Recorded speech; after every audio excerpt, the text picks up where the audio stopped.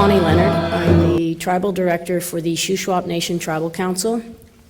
We are co-hosting this event with Thompson Rivers University, and we're very happy to have the opportunity to present these renowned speakers and help everyone learn about the doctrine that has shaped most of our lives.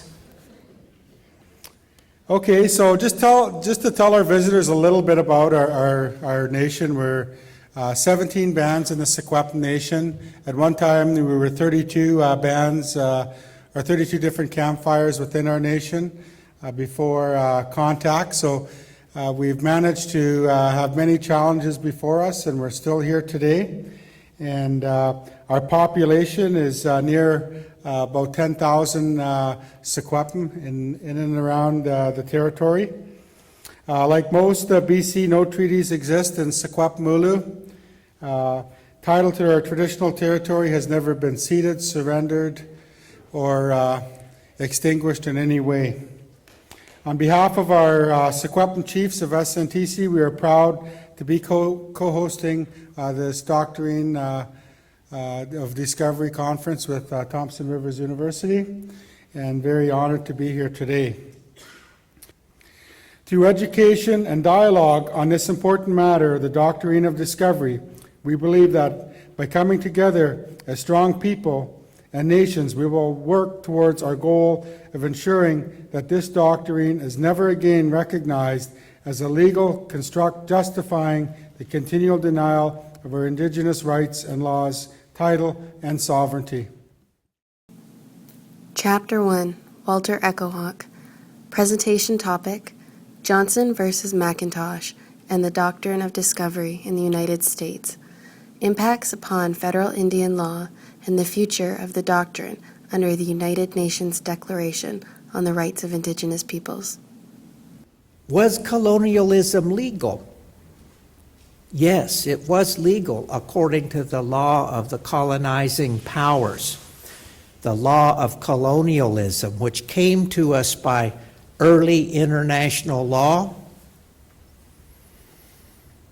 It supported this colonialism effort and made it perfectly legal, attempted to justify and legitimize acts of colonialism throughout the world.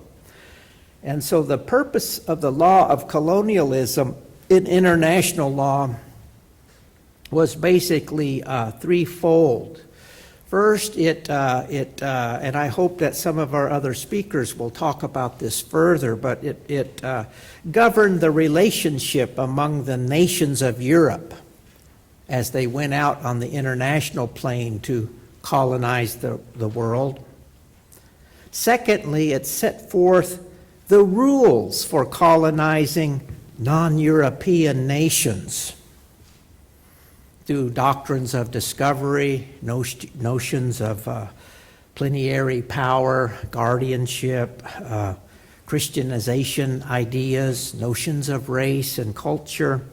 But these rules and this body of law were not accountable to indigenous peoples. It acted as a tool to strip them of their rights. And contained no protections for indigenous peoples at all during the lengthy history of international law, this body of international law, up until a couple recent decades ago.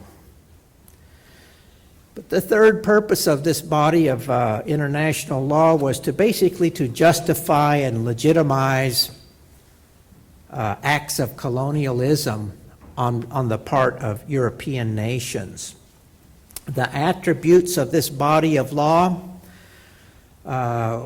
especially the special attributes that relate to indigenous peoples, we can see that first and foremost in the subject of this conference, this doctrine of discovery, doctrines of conquest, the just war doctrine, the use of violence or military force against indigenous peoples, notions of trusteeship, guardianship principles, notions of racism, notions of plenary power. These are all integral components of the law of colonialism. And it was this body of law in various forms was embraced in each and every colony around the world. Chapter 2, Robert Miller. Presentation topic, The International Law, Doctrine of Discovery. The court holds. The United States was settled on this idea of discovery and conquest. Now, it's interesting that the word conquest is used at all. In this 30-page opinion, it's in about 5 paragraphs. These tribes had not been conquered in war by the United States, the tribes at issue in the Johnson v. McIntosh case. Where did conquest come from? Well, we'll talk about that in a moment. What did this do to Indian tribes? If this country was allegedly settled, and of course it's talking the United States, on discovery, well, tribes immediately, the court holds, lost some of their property rights to their land. Now, you've seen the paintings of Christopher Columbus and all these other explorers that came to the New World. What'd they do? Stick their flag and stick their cross in the soil. And, well, that's what did that do? Well, legally, it did a lot under the international law, Doctrine of Discovery. Now, what a joke. But when I give these talks, I always pick someone on the front row. So I'm going to come to your house tonight with the Bob Miller flag and the Bob Miller cross. Why are you laughing, sir? It's the international law doctrine of Bob Miller. And I'm going to claim her land. Okay, so we laughed. What's the number for 911? Do you have a gun in your house? Okay, she's going to handle it because I must be a little off my rocker to think that somehow my religion's superior to hers, my nationality is superior to her, my gender is superior to her. Well, you know I'm an American too, so. What are you guys laughing about? Okay, so you get my point. It's humorous, but this is what international law was, and this is what this did to American Indian tribes and to the First Nations here. Again, I'm not going to say much about Canadian law, but American Indian tribes to this day own only the limited title to their land. The United States is the legal owner of Indian lands in the U.S. The tribal entity is the beneficial owner. Indian nations of the United States cannot sell, they cannot lease, they cannot develop their own land, which is 56 million acres of land in the lower 48 states. They cannot sell, lease, or develop their land without the permission and a signature from the Secretary of Interior. Now, I am certain that it's the same here in Canada. I don't know who has to sign off, your DIA or something, but the reserves here, the lands owned by your First Nations are impacted by that identical idea. Chapter 3, Louise Mandel. Presentation topic, The Chilcotin Case and the Doctrine of Discovery. World. Every fortnight around the world, an elder dies with an ancient tongue taken to the spirit world forever, a language dead, the sum total of the ideas and dreams, misbeliefs, thoughts that are encoded in that language. All that intellectual wealth is lost to humanity, and our collective suffering has become an economic disease where worldwide structures around the world are crumbling. You know, Gandhi said about the Western society, he said that it's not in its right mind. He said, separated from God, we're separated from love. Separated from love, we're separated from ourselves. Separated from ourselves, we're insane. Where there is no love, there's fear. Where there is fear, there's a life-gripping force that can crush the soul. So here we are. I'm a lawyer. I've been trained in the adversarial system, but I'd like to suggest that while we have some battles to fight in court, this isn't where we're going to win our next moment. This isn't where transformation is going to happen. I thought of that great scene in Batman and Joker where Joker's got Batman down and he's got a knife to his throat. And Batman says, well, kill me then, Joker. And Joker says, why would I do that, Batman? You complete me. And that's a bit what it feels like in court, that as you resist something, it becomes stronger. And I'm going to suggest that you can change things not by fighting the existing reality, but building a new model that makes the old model absolute. And we've already got a beautiful new model built. It's Indigenous laws which are the laws of the universe. It's interesting, I was at a conference in Australia where a lot of Indigenous people were talking about Indigenous laws, and it just sounded like music to my ears because it's all the same laws that your elders talk about.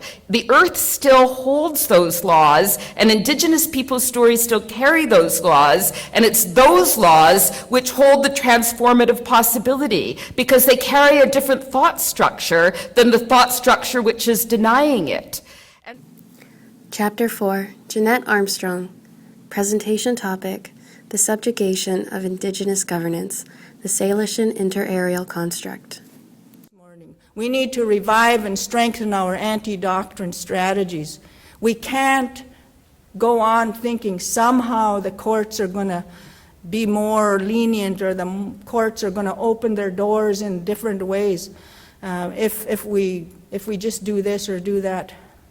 I really believe that our strategy has to be to exercise and assert what fundamentally was ours prior to Confederation, pre-Confederation, pre-Doctrine of Discovery, and rejuvenate those things, because in British Columbia, in Salishan territory, we have not relinquished that right in any way, shape, or form.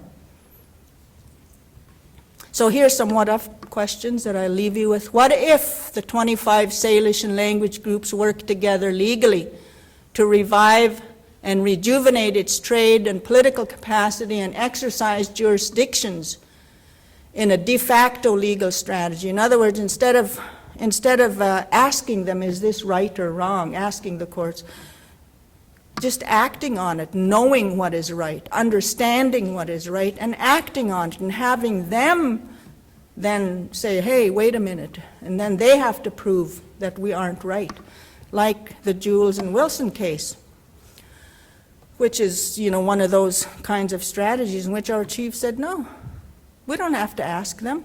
We'll just do it, and we'll hand out those things ourselves. So instead of falling in line with the concepts of being a discovered people and the government's process of land claiming through its framework of Doctrine of Discovery law process, in which they're eroding everything into postage stamps and less if they can, and the divide and conquer tactics in the treaty process, the so-called treaty process, using the diminishment of power tactic in which each local autonomy is the only construct of their recognition. So that divide and conquer is being used in saying, oh, you're a First Nation, Penticton Indian Band. Well, what about the Syilx, the whole of the Syilx as a nation? What about the whole of the Shuswap as a nation, right? And that joint use, over-layered and multi-use of all of our territories. Well, we're sorting that out in the Okanagan between our communities. We're starting to understand this principle and assert it in our way. Chapter 5, Stephen Newcomb. Presentation topic, Our Original Free and Independent Existence as Nations and Peoples. Particular terms such as occupatio. Occupatio is the principle of occupation. So effective occupation is the idea that an invasive force comes in and it actually asserts occupation to that enemy territory. Occupancy, on the other hand, is a term that John Marshall, Chief Justice John Marshall, used in the Johnson v. McIntosh decision to make a distinction between a native right of occupancy and the claimed right of occupation by the colonizing power. It's important, by the way, to look closely at the word Aboriginal. When people are discussing Aboriginal title, what does that come from? Well, it actually is an adjective. The word Aboriginal is an adjective of the word Aborigine. An Aborigine is a single person. And when you look up that definition, it says a native inhabitant of a particular place as distinguished from an invading, colonizing population. So the larger context of the word Aboriginal is the invading and colonizing population. And so the Aboriginal title is the title as distinguished from the invading or the claim title of the invading colonizing society. But more than that, it's the actual title that's assigned by the invading colonizing society to the original peoples. And I'll leave you with this thought. When they claim that they have extinguished an Aboriginal title of occupancy, all they have extinguished is something that they constructed out of their own minds. In other words, they created a mental projection of what they said was true of our nations and peoples, and then they said they extinguished that. Well, all they did was extinguish their own idea. So it doesn't mean anything. We have thousands and thousands of years of original, free, and independent existence with our ceremonies and our spirituality and our cultures and so forth, and that means everything compared to their pretensions, a term that Chief Justice John Marshall used. A pretension is simply something that's pretended, like claiming that you've created sovereignty by waving a sword in the air and creating a notarized document. So. Chapter 6, Ronald A. Presentation topic, Doctrine of Discovery, a Policy of Racial Subjugation and Genocide. They were soon disappointed by their guests and asked themselves, what have we got for our good faith and friendliness? They treat us as subjects without any agreement and force their laws on us without our consent. They say that the Indians know nothing and own nothing. They treat us as less than children and allow us no say in anything. They enforce their laws one way for the rich white man, another way for the poor white man, and yet another for the Indian. This is how our guests have treated us, the brothers we received hospitably in our house.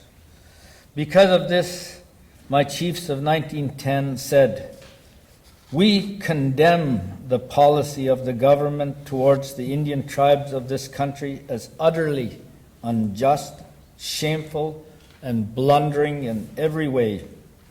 We denounce as being the main cause of the unsatisfactory condition of Indian affairs in this country and the animosity and friction with the whites. To all of you here, I ask that you embrace this condemnation of government policy as unjust, shameful, and blundering in every way, and demand that the governments do the right thing. Even then our fight is not with the ordinary citizen who came here in good faith. Our fight is with the government. However, you and the ordinary citizens have a duty to see that the government does the right thing, for something at this time retards those governments from doing the right thing. In summary, and contrary to the doctrine of discovery, from Coyote we have our values and principles. Embrace respect, abide by reciprocal relations and recognize their importance. Live by and with the knowledge of the environment and ecological and social relations among species. Have and abide by laws of conduct with each other and between nations. So from this day forward, let us pledge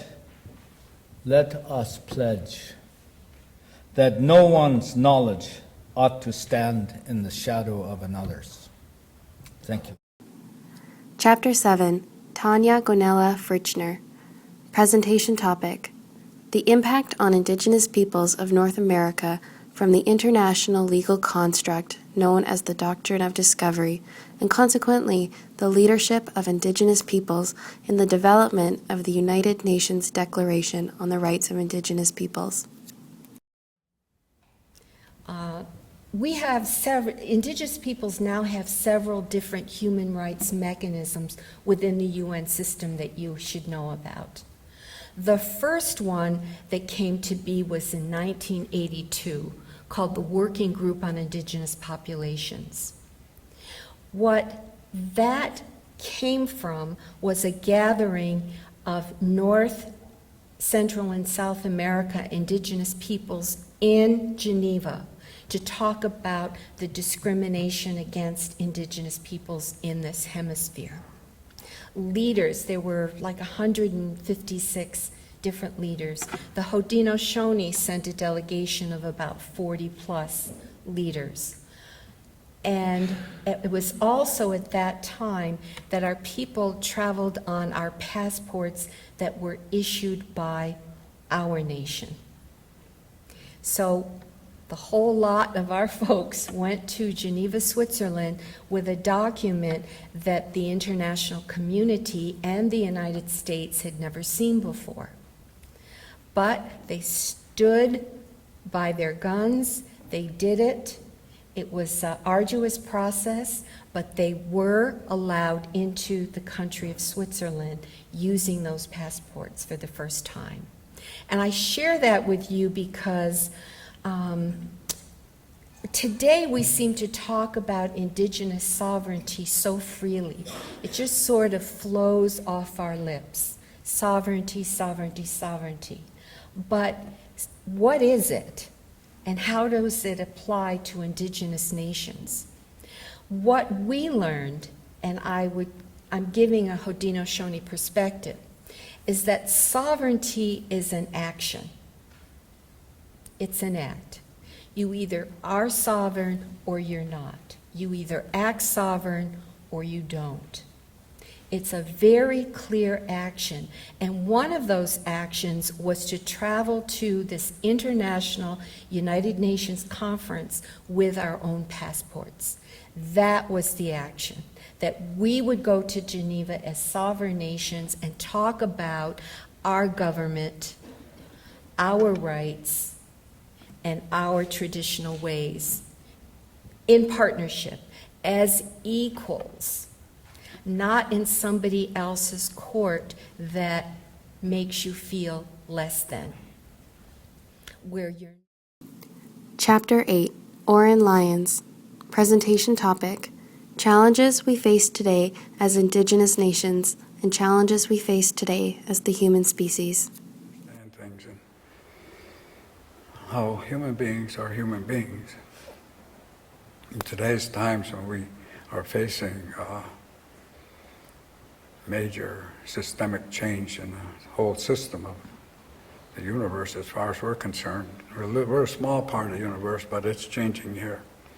And it's a systemic change. It's a change that you're not going to fix. You're not going to fix it. How are you going to fix it? Carried it to the point where you can't fix it. You might be able to modify it a little bit. You might be able to if you all get together, if we all get together, and that's the point of this discussion. This is not a discussion about Indians and white people or Indians and black people or any color. It's about the human species, and that was the point that I was making. This is about the human species. The human species is one family. We're one family no matter what color you are, because we can change blood. You go to a hospital, you're going to get blood from somebody, and it won't be, could be anybody in the world, matter of fact, because we have the same blood. So what does that say? It says you're the same family. So we're a human family. And we're out of balance. We're way, way out of balance. 2012, 62 years later, and there's 7 billion people in the world. Does that tell you something? Folks, tell you something? 7 billion people, and compounding. It's not just growing, compounding. It's nature. We're nature. Think you're going to stop that? Lots of luck. So what do you do? What do we do? Well, we have to go back to people who know. We have to get some direction here. We have to modify behavior. We have to modify human behavior. We're going to modify the behavior of the buffaloes. They've already been whacked once. They came back, they're still there. You can't modify the behavior of salmon. No, they're going to do what they're going to do or not do according to what you do. we're closely, as Chief Paula said, we're the part of the earth. And if we don't act that way and we don't understand that, then we're going to get modified. And we're pretty much on our way to being modified right now. This is like the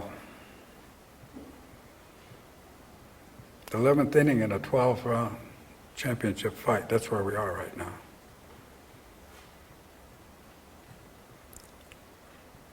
'11th round. It's all in question. We're going to lose. That's where we are.